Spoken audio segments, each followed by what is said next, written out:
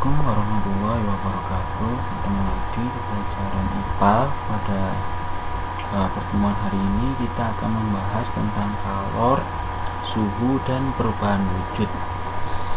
Nah, apa itu kalor?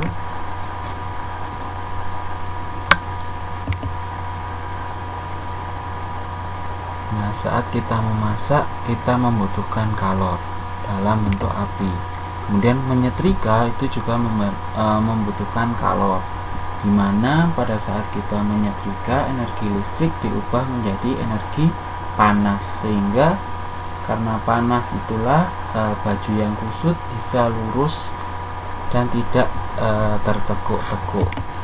Nah, jadi kalor secara sederhana ialah energi panas yang berpindah dari benda yang suhunya lebih tinggi ke benda yang suhunya lebih rendah. Contohnya saat menyetrika tadi, maka energi panas yang berasal dari setrika akan berpindah ke baju yang suhunya lebih rendah. Salah satu bentuk kalor ialah api. Jadi api ini memanaskan setiap benda yang berada di sekitarnya. Dan api ini Allah ciptakan dengan banyak sekali manfaat, jadi sangat berguna bagi manusia. Nah, ini dari surat Al-Waqiah ayat 56 yang artinya kami menjadikannya api itu untuk peringatan dan bahan yang berguna bagi musafir. Jadi untuk peringatan tapi juga sebagai bahan yang berguna. Kalian bisa bayangkan seandainya tidak ada api. Nah, ini kalau kalian melihat orang purba zaman dulu, orang dulu itu giginya itu besar, dan kening mereka itu lebih menonjol. Nah, menurut para ahli, ini dikarenakan karena mereka sering makan makanan yang keras atau yang alot. Jadi misalkan makan daging tapi tanpa dimasak, jadi kan keras sekali, sehingga menyebabkan gigi mereka itu membesar dan kening mereka itu menonjol. Nah, ini berbeda dengan ciri fisik kita. Kita sebagai manusia modern, giginya tidak sebesar itu. Karena apa? Karena makanan yang kita makan itu biasanya diolah dulu, entah dimasak, direbus, sehingga lebih empuk. Dan ini adalah manfaat api sebagai tadi salah satu bentuk kalor. Nah, jika suatu zat atau suatu benda diberikan kalor, maka suhunya akan naik.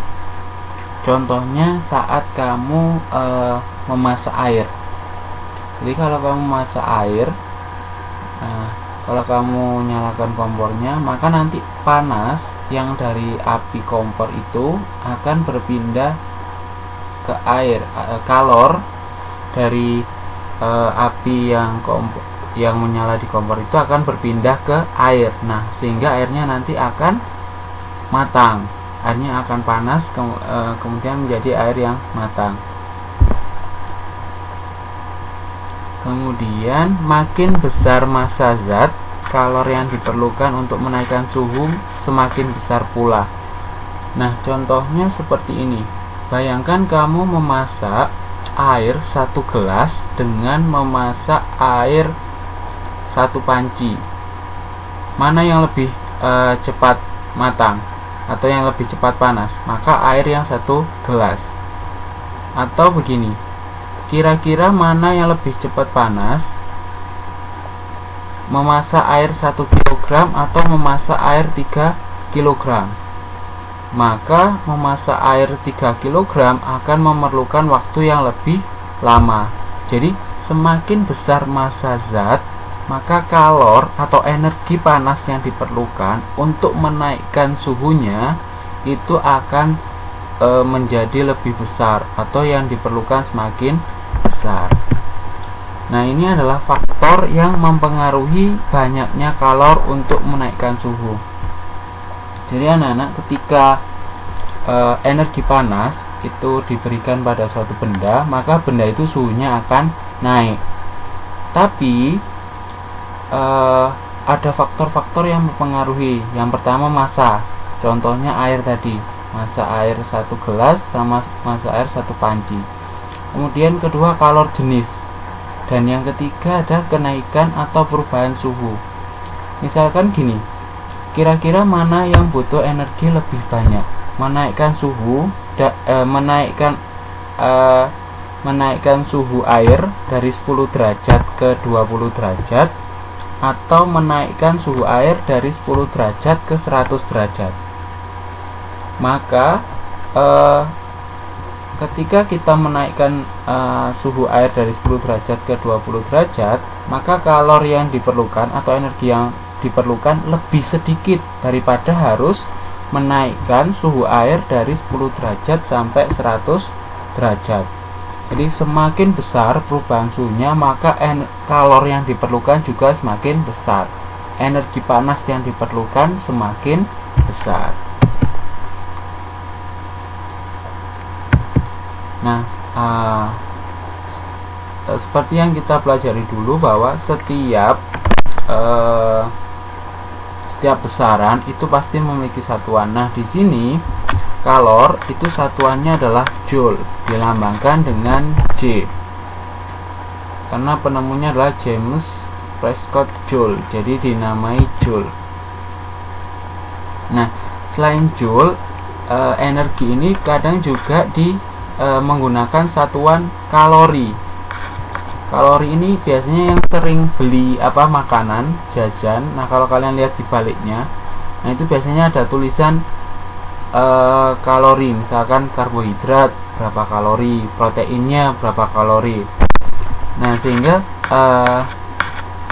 1 kalori bisa kita ubah menjadi sama dengan 4,2 joule, dan 1 joule itu sama dengan 0,24 kalori. Nah, 1 kalori itu apa? 1 kalori itu adalah jumlah energi panas yang dibutuhkan untuk menaikkan suhu 1 gram air hingga naik sebesar 1 derajat Celcius. Nah, ini satuannya ya. Jangan terlalu pusing atau bingung dengan ini. Nah, kita lanjut. Nah, ini yang penting.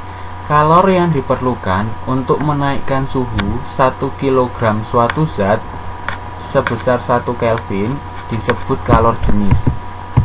Nah, maksudnya gimana, Pak? Nah, ini kalian lihat tabel ini. Jadi kalau kita punya aluminium beratnya 1 kg dan mau kita naikkan suhunya sebesar 1 Kelvin, umpamanya suhunya awalnya adalah 290 Kelvin, kita mau naikkan menjadi 291 Kelvin, maka kita akan butuh kalor sebesar 900 joule. Kalau dalam joule 900, kalau dalam kalori jadi 0,215. Kok bisa, Pak? Yang tadi 1 joule itu sama dengan 0,24 kalori, atau 1 kalori sama dengan 4,2 joule. Nah, ya, ini sama.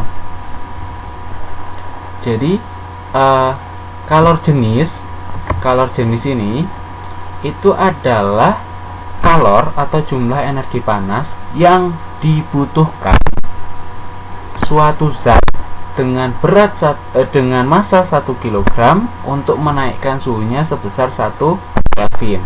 Contoh lagi, misalkan kamu punya air, kamu punya 1 kg air. 1 kg air suhunya misalkan 20 derajat. Kamu pengen naikkan ke 21 derajat. Nah, berarti kamu butuh kalor sebesar berapa? Nah, ini 4186. Nah, kok bisa, Pak, ada tabel ini? Nah, tabel ini diperoleh dengan menggunakan rumus ini. Kalor jenis dilambangkan dengan C, sama dengan kalor sama dengan kalor dibagi massa, kemudian dikali dengan perubahan suhu.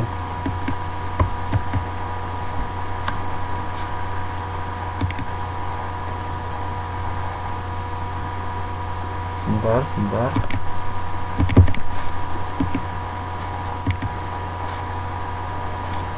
Nah, jadi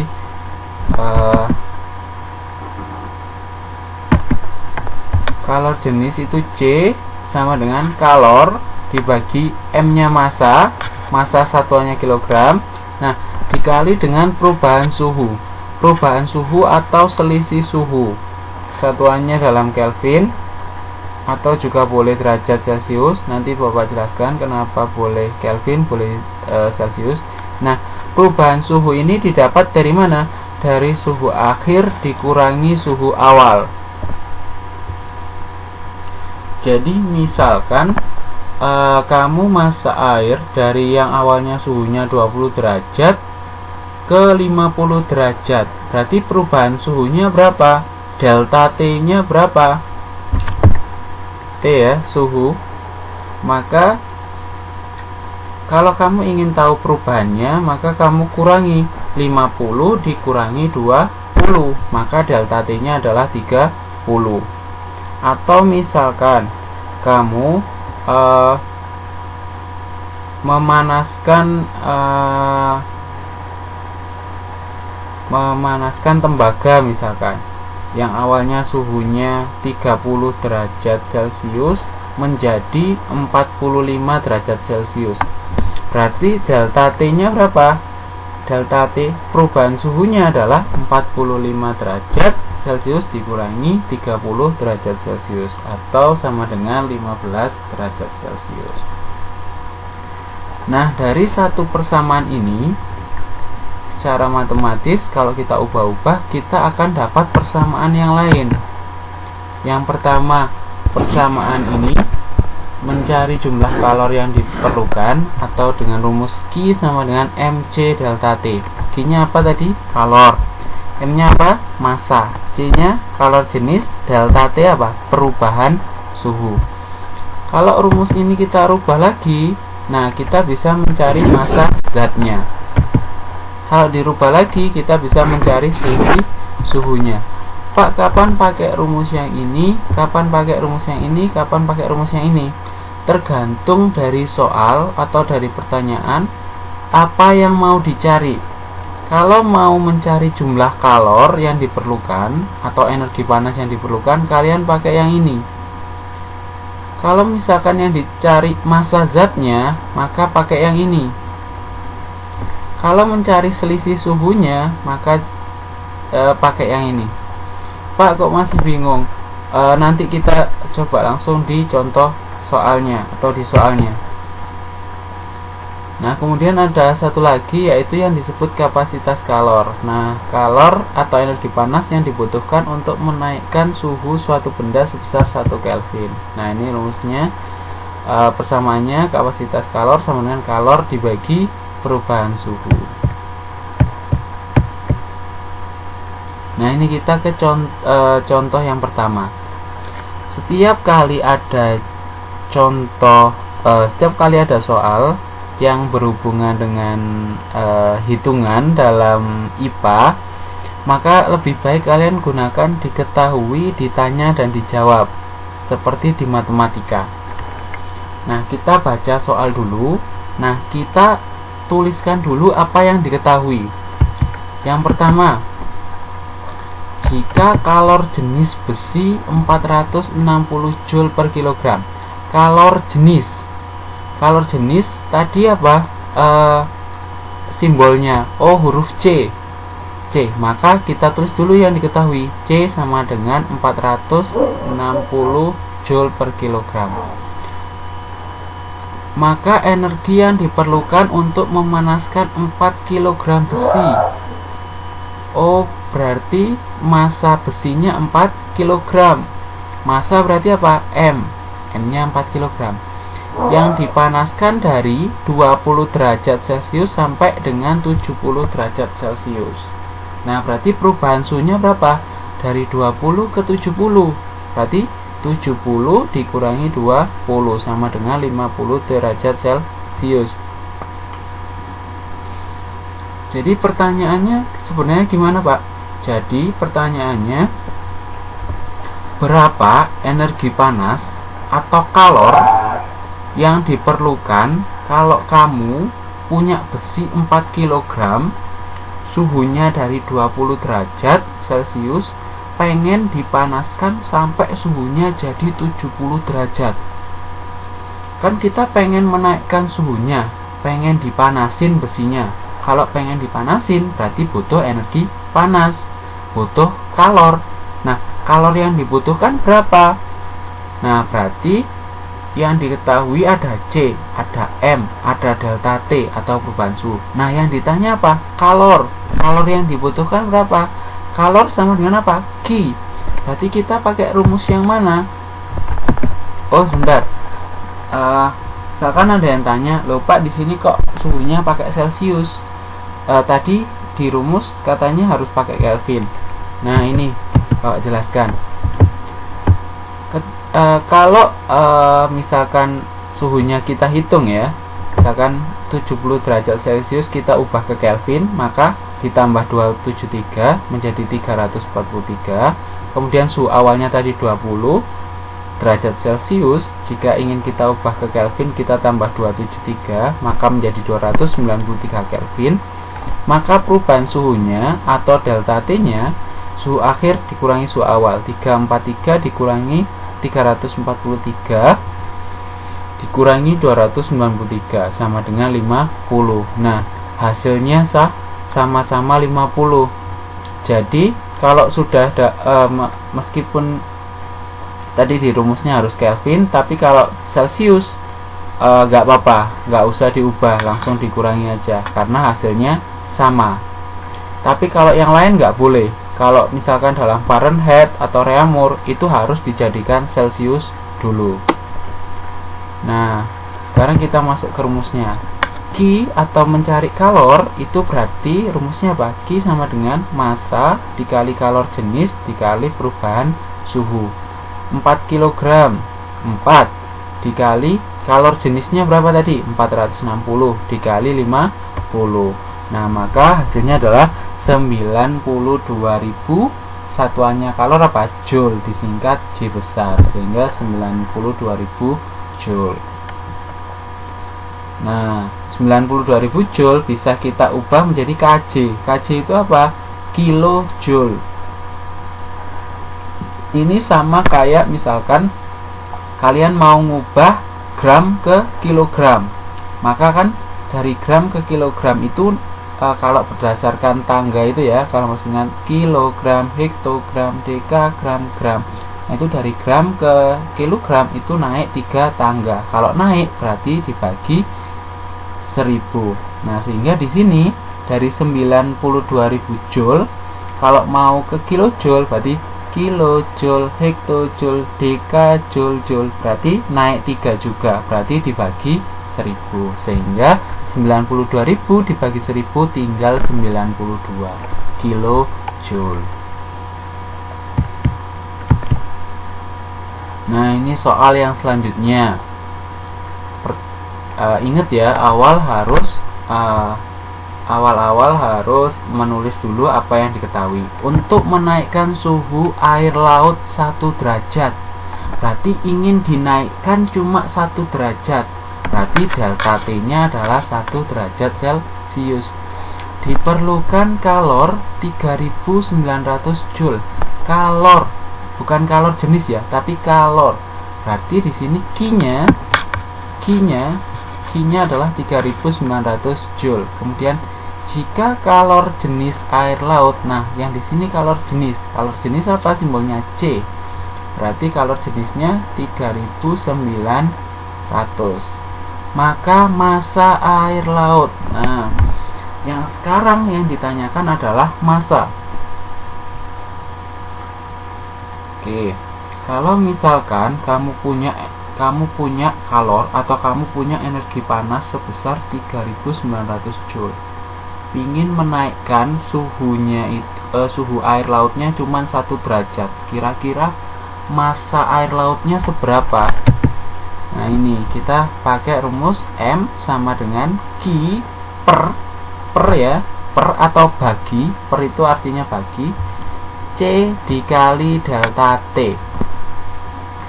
Q-nya berapa tadi? 3900 per C-nya, kalor jenisnya 3900 juga, dikali delta T-nya 1. Nah, ini yang bawah, yang sebelah sini dalam kurung kalian kalikan dulu anak-anak. Jadi 3900 dikali 1, karena dikali 1 berarti hasilnya tetap 3900. Nah, kemudian 3900 dibagi 3900, maka hasilnya adalah 1. Satuannya apa? Massa, kilogram, maka 1 kilogram. Jadi massa air yang massa airnya yang dibutuhkan adalah sebesar 1 kilogram. Yuk ke soal selanjutnya. Nah, ingat dulu yang ditulis adalah yang diketahui. Nah, kita cari dulu yang diketahui. Yang pertama apa? Kalor yang diberikan ke dalam 4 kg. 4 kg berarti ini apa? Massa, berarti M. M-nya sama dengan 4 kg. Kalor yang diberikan ke dalam 4 kg air adalah 67.200 Joule. Oh, ini ada satuan Joule, J besar. Berarti ini adalah satuannya apa? Joule. Kalor. Kalor apa? Q. Berarti Q-nya sama dengan 67.200 Joule. Jika kalor jenis, nah, kalor jenis berarti simbolnya apa? C. Air adalah 4200, kita tulis C-nya 4200, maka kenaikan suhu tersebut berapa? Nah, jadi pertanyaannya gimana, nak? Pertanyaannya gini, intinya gini, kalau kamu punya kalor atau punya energi panas sebesar 67.200 Joule, terus energi ini kamu berikan ke air, airnya masanya 4 kg, kira-kira airnya ini nanti suhunya naik berapa ya? Kan tadi di awal, kalau benda atau zat menerima kalor maka suhunya akan naik. Nah, pertanyaannya, naik berapa derajat ini kalau kamu kasih energi panas sebesar 67.200? Nah, kita pakai rumus ini. Delta T, perubahan suhu, sama dengan Q per C kalikan dengan M. Q-nya tadi berapa? 67.200. C atau kalor jenisnya berapa? 4.200 dikali massanya adalah 4 kg. Oh, sebentar.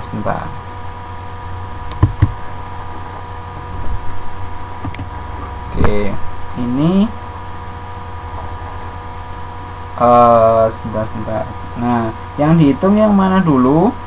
Jangan lupa yang dihitung yang di dalam kurung terlebih dahulu. Jadi kamu kalikan dulu 4200 dengan 4.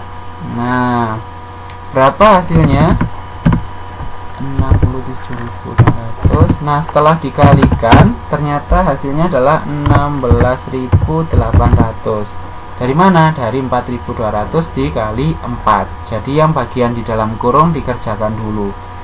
Nah, baru kita tulis berapa ini? 67.200 dibagi dengan 16.800. Nah, hasilnya adalah 4. Satuannya apa? Suhu satuannya apa? Ada banyak, Pak. Ada Kelvin, ada Celsius. Nah, kita lihat di sini adanya apa?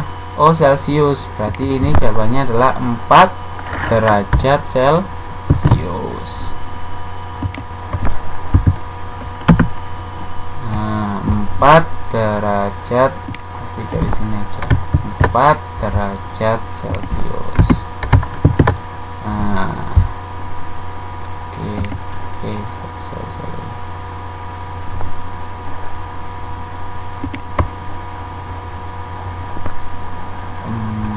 9.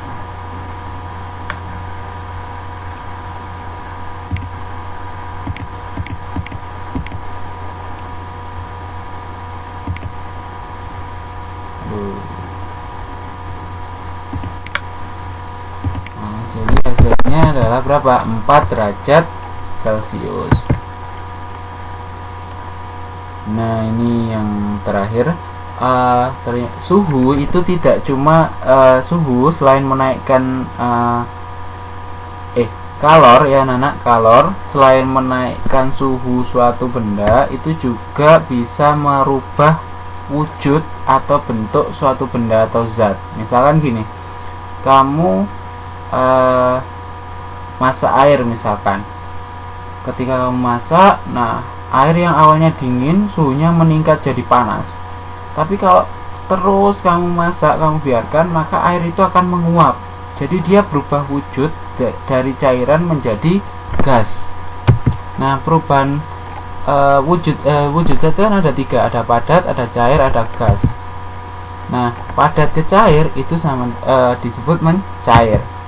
Kalau cair ke padat itu membeku. Misalkan kalian taruh air di dalam kulkas nanti, atau di dalam freezer, nanti lama-lama airnya akan membeku. Kalau dari air ke gas namanya menguap. Contohnya kayak tadi, masak air dibiarkan sehingga berubah menjadi gas, berubah menjadi uap. Kalau dari gas ke cair namanya mengembun. Contohnya kayak misalkan kamu buat teh panas, masih ada uapnya, tiba-tiba kamu gelasnya kamu tutup. Nah, nanti ketika kamu angkat, kamu balik tutup gelasnya, itu nanti ada titik-titik embunnya. Jadi uap yang tadi itu mau keluar terhalang sama tutup gelas itu. Nah, itu akan berubah menjadi titik-titik air. Nah, kalau padat ke gas itu namanya menyublim. Contohnya kapur baros. Biasanya atau pengharum toilet, biasanya di rumah-rumah ada tuh yang warna-warni, bentuknya bola-bola kecil.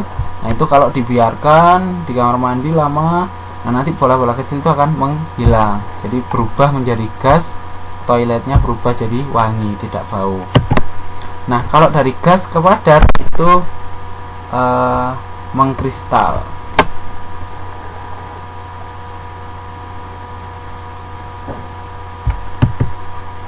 Nah, kalau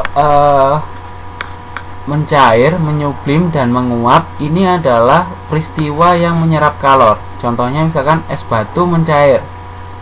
Berarti kan dari es batu yang suhu dingin menjadi cairan yang suhunya lebih tinggi. Berarti dia membutuhkan kalor. Sebaliknya ada peristiwa yang melepas kalor, yaitu membeku, mengkristal, dan mengembun. Mungkin cukup, sangat panjang sekali materi kita hari ini karena memang sangat banyak yang harus dijelaskan. Terima kasih, kurang lebihnya mohon maaf. Wassalamualaikum warahmatullahi wabarakatuh.